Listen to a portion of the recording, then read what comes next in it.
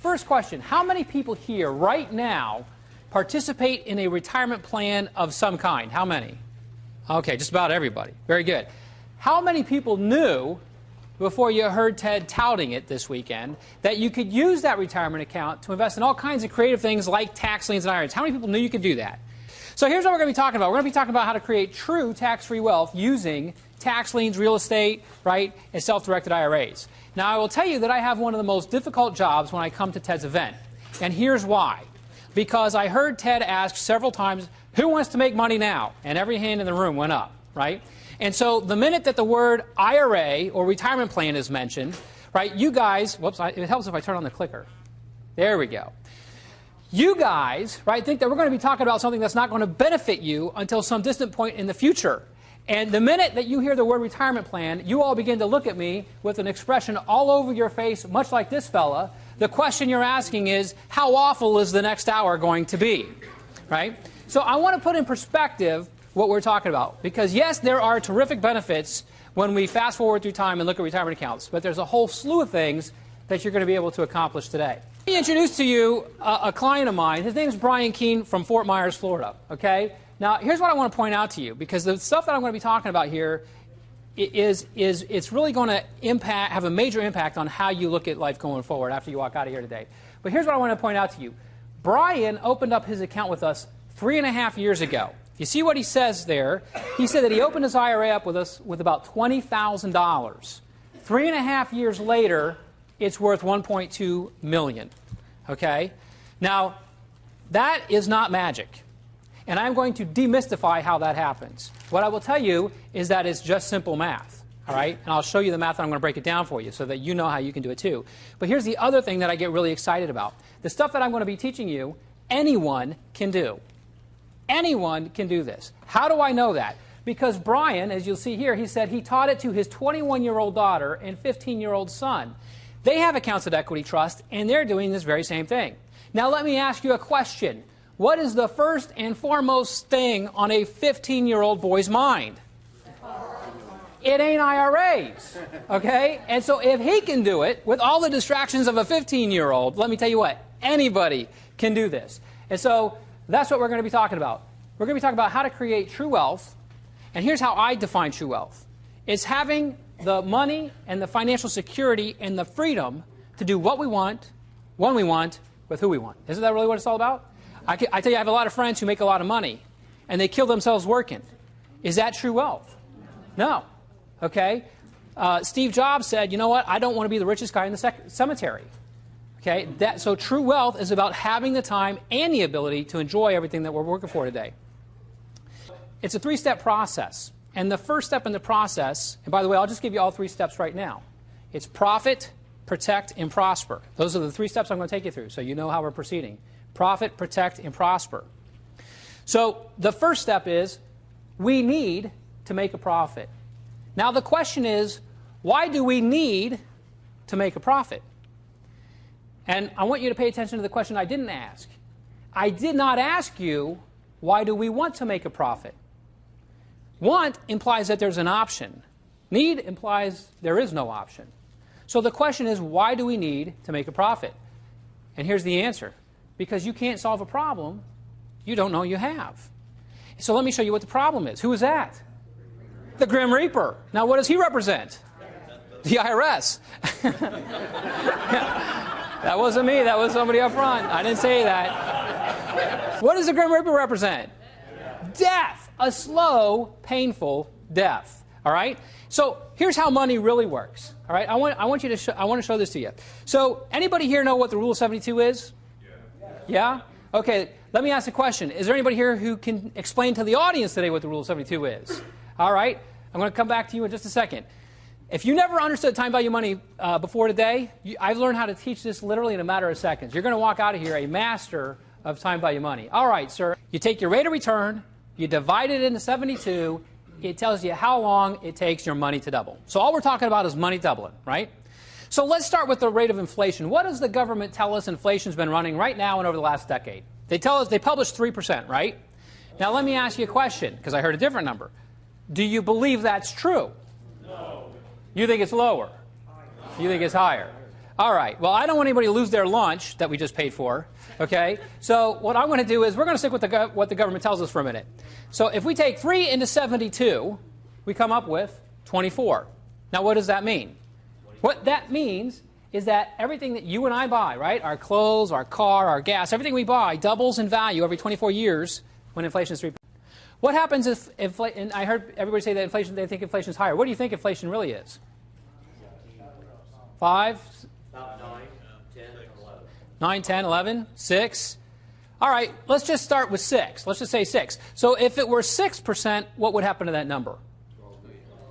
Everything we buy is doubling every 12 years. Okay? So now, let me share with you John and Ruth. Now, John and Ruth, I came across when I was reading the front page of the Wall Street Journal. And they made the front page of the Wall Street Journal because here's what's happening for John and Ruth. They're a retired couple. They live over in Clearwater, Florida. And what the Wall Street Journal said is that John and Ruth were selling off their keepsakes, right, their treasures that they collected over their lifetime together every single month to make ends meet. All right? Why are they doing that? Well, the article points out that their money is only earning a fraction of what it used to when they retired 24 years ago because they put all their money in the bank. So what the Wall Street Journal said was that their money was sitting in the bank and they were getting 2% on it. Now, if you open up the USA Today and you look at the average CD rate across the country, you have to lock up your money for about 5 years to get like 2.14%, right? That's the national average right now. So nothing's changed, right? This is basically where it stands. So if we take 2 into 72, we come up with 36. 24 versus 36. Or if you believe it's at inflation is running 6, right? We talked about the number 12. 12 versus 36. Anybody see a problem? What's the problem? Keeping up with inflation. They're not keeping up. They're not keeping up. And so here is rule number 1 to making a profit. Okay? To make a profit, you have to make inflation plus 1. Otherwise, you're losing money every year. You see that? So here's what I just want to do. This is a strategy that I call buy, hold, and hope. What we're going to do is we're going to take our money, we're going to put it in a stock-based index fund, and we're going to run it for 5 years. And let's see what happens over time. So year number 1, we make 10% on our money. What's our average annual return? 10%. Year number 2, we make another 10% on our money, right? What's our average annual return? 10%. Year number 3, we make another 10% on our money, 10%. Now look at this. Year number 4, one down year, just one down year out of 4. What do you think that might bring our average annual return down to? It's about 4.5%. About 4.5%. Now, here's the magic number, or the magic question. If you want to get back to your average annual return of 10% in year 5, how much do you think you've got to be up in the stock market in just 1 year? 34%. You've got to be up north of 34% in the stock market in 1 year to get back to your average annual return. Now, let me ask you something. Was the stock market only off 10% over the last few years? No. Right? So you have a feel for what that number becomes. But now here's what I want you to know. If this has happened to you, if you've been hit in the stock market, if you've had money that has sat there and done nothing in those stable value funds, here's what I want you to know. It's not your fault.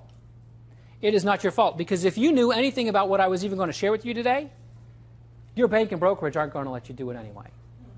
They aren't going to let you do what I'm about to tell you. So the cold hard reality is there was nothing that you would have been able to do about it anyway. There is an alternative and there is an option. And one person who's realized that there's an option is a woman by the name of Barbara Carlson. And Barbara has been using our program for a little while. She went out, she's making 30% on her money, and by the way, she's paying nothing in taxes. All right? 30 into 72, she's doubling her money every 2.5 years. Folks, when you can do that, you can do anything you want. Right there, it says, are there any restrictions on the things that I can invest my IRA in? And it goes on to say, yes, as a matter of fact, there are, and it spells some of those things out. But now look at what I have circled here. Okay? It gives us an example. It says, finally, IRA trustees are permitted to impose additional restrictions. An IRA trustee is your bank or your brokerage. Okay? So these are the restrictions that they're going to that the IRS is talking about. It says, for example, because of administrative burdens, many IRA trustees do not permit IRA owners to invest IRA funds in real estate. IRA law does not prohibit investing in real estate, but trustees are not required to offer real estate as an option. The IRS says right front and center on their website that you can do it, and yet how many times will people tell you that it's illegal? All right? the folks who regulate the IRAs and write the rules, that's the Department of Labor and the IRS. Those are the folks that we need to be aware of, okay? First thing that we can't do is self-deal. You cannot self-deal. Well, what's self-dealing? Well, basically, you can't do business. Your IRA cannot do business with you. All right? So as an example, right, let's say Jerry here owned the property in his own personal name. Do you think he could sell that to his IRA? No, he can't. Right? That's an example of self-dealing. Second thing you can't do a prohibited transaction. Well, what's a prohibited transaction? Well, here's what a prohibited transaction is. A prohibited transaction is where you do business with someone who's disqualified to your IRA. So now let's think about this. Who's disqualified to your IRA? Certain relatives. Exactly right, Allison. Certain relatives are disqualified to your IRA. Well, who? What relatives? Well, I'm going to give it to you. Here's the easiest way to remember it. It's up and down your family tree. It's your grandparents, your parents, yourself, your spouse, your children, your grandchildren, right? Your grandparents, your parents, yourself, your spouse, your children, your grandchildren. Those people cannot do business with your IRA. Now, what does it mean to do business with your IRA? I want to give you the definition. You cannot buy, sell, exchange, lease, borrow, or use any asset between an IRA and one of those folks. By the way, if you have a business or an entity that you control, that's going to be treated like you. A gentleman asked me one time, he says, Edwin, wait a minute. What about my ex-wife? Can my IRA buy real estate from my ex-wife? And I said, do you really think she's going to give you a good deal? All right, so here's my rule on that. If you are ever in the chain of title, it's off limits to your IRA. Okay? Now, here's a really cool thing about everything that Ted is teaching you this weekend. Every strategy that I've seen on the board, in terms of how he buys his investments and how he sells them, has nothing to do with disqualified people, does it? Nothing. So we're not going to get in any trouble here, are we? No. So this is really simple stuff. Well, what can you do? There's three things that you can do. If you can do it outside the IRA, you can do it inside the IRA. So, for example, can you buy tax deeds and tax liens outside your IRA? Well, then you can buy them in the IRA, right? Can you buy lots like Ted was just talking about before I came up here outside your IRA? Well, then you can buy them inside your IRA. So if you can do it outside your IRA, you can do it inside your IRA. Second thing, new investments, okay? Oftentimes people will come up to me and say, Edwin, you know what? I just bought, particularly at an event like this, hey, I just got this tax lien, man. I just went to the auction last week. I just got it. Is there any way I can get it in the IRA? What's the answer? No. If you already put your own personal money and your own personal name on it, it's off the table. Some folks will say, well, Edwin, I just bought a piece of real estate, but I haven't bought it yet. I haven't gotten to the closing. All I did was extend an offer, and I got a little earnest money down there, or I got some option consideration. It's only $10. Can I put that in my IRA? No, it doesn't matter how much money. It's your own money. It's your own name on it. It's off limits to your IRA. So new investments after today. Okay, that's what's good for your IRA. Third thing is arm's length transactions. Arm's length transaction. Okay, and this is, again, if you do things the way that Ted is teaching you, all your transactions are going to be arm's length. Pretty straightforward. Here's the key thing that I want you to remember. Your IRA is a separate entity from you. Now, you and I look at it like, wait a minute, that's my IRA, that's my money. But that's not how the IRS looks at it. The IRS looks at it, and they say, you are a separate entity from your IRA, and therefore you cannot commingle, right? We're not going to commingle our funds. Can't do that.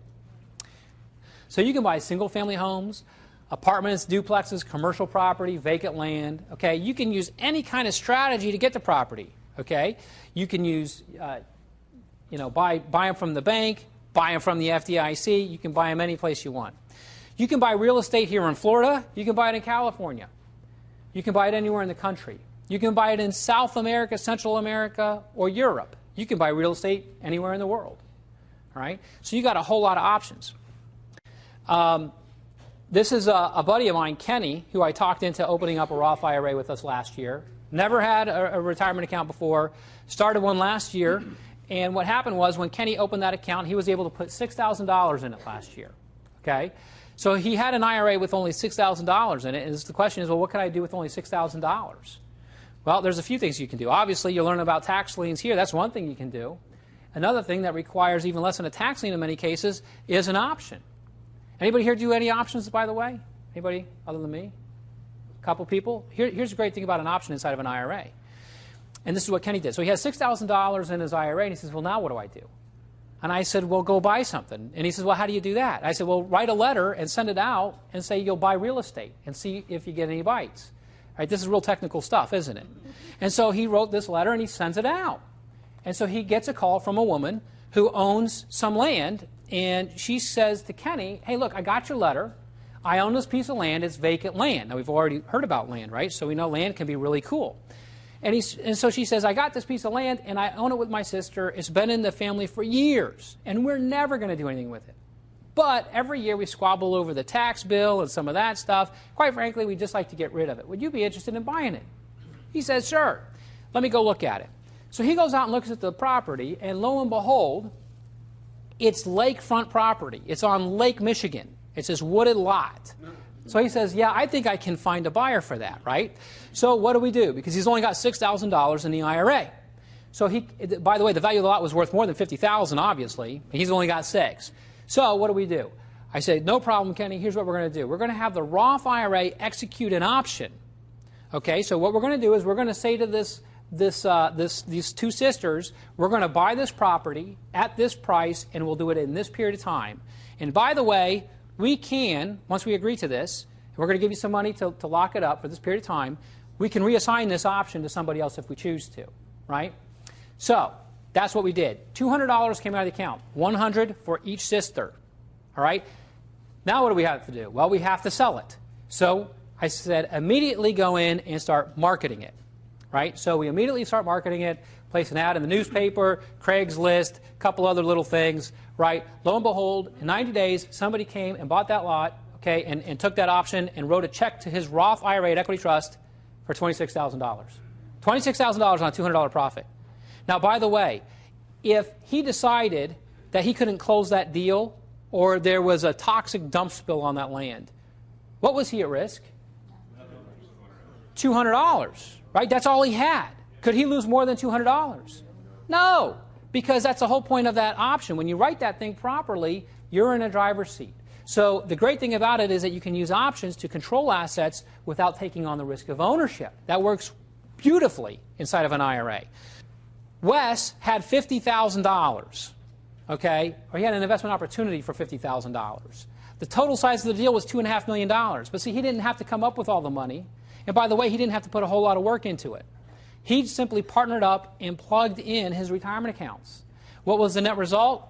The net result was he said that he is getting, once they hit 95% occupancy on this particular project, he was receiving $2,200 a month. He said that's 100% tax-free forever. He called that an 88% annual tax-free return. Now, do you think that those strategies would keep you well ahead of inflation? You want to be able to decide what happens with your retirement account.